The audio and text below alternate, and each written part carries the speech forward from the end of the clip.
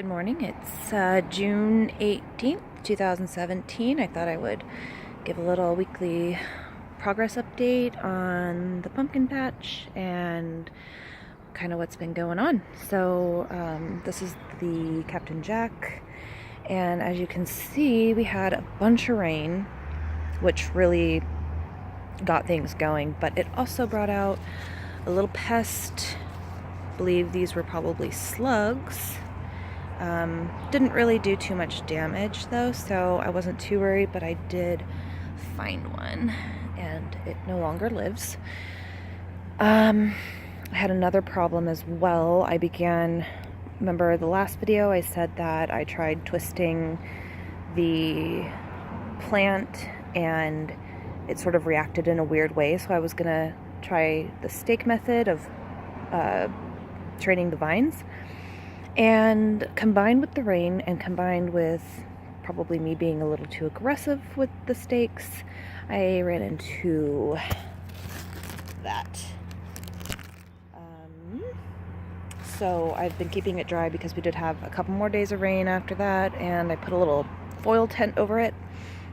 I took that off yesterday because we had some drier, warmer weather, and then I just applied a fungicide to it, and it's already starting to scar up, so it should not be a problem, and I'm going to keep my fingers crossed. Another thing that I noticed on this plant, I believe what we have right, let's see if it'll focus. Right there, I think, is our first baby pumpkin, and I'm not too thrilled with it. I might just pluck it off once it grows out a little longer, because clearly the vine is not large enough yet. It's only about 2 or 3 feet at most. And then another thing is I've never grown a Captain Jack. I have grown Cinderella pumpkins before, so I'm not really familiar with the characteristics of this specific type of pumpkin.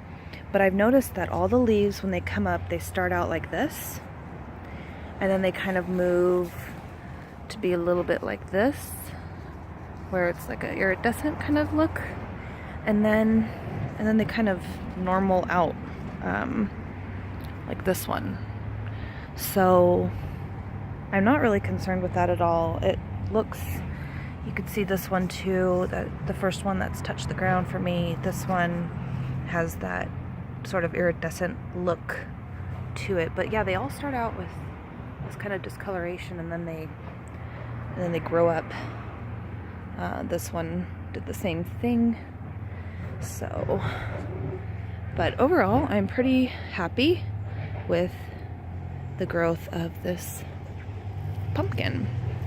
And then moving on to this one has finally laid down, and it is starting to run, and oh, that's not good. That's not good. Okay, let's move that. And that's where it's beginning. So I'm just doing a little stake vine training with this one as well.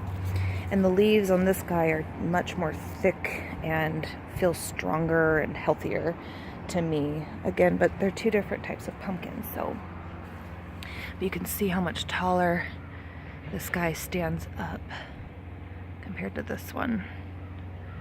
So yeah, and then we have the little backup, another Cinderella pumpkin, and you can see that it's starting to do its own thing. This is all slug bait that I've put around. I probably should reapply because we've had a few days of rain since I put that down. You can see it over there as well. I've protected them as best as I could. But yeah, so far that's all I've got. And let me know if you can help me out with maybe that crack in the vine, or give me any sort of advice on what I can do to help that heal. I've heard I should not put soil on top of it, so I'm going to leave it alone. I'm just going to hope that it heals up on its own and I don't really suffer too much damage from it. So thank you for watching, and I hope I can bring you another progress report next week. Bye!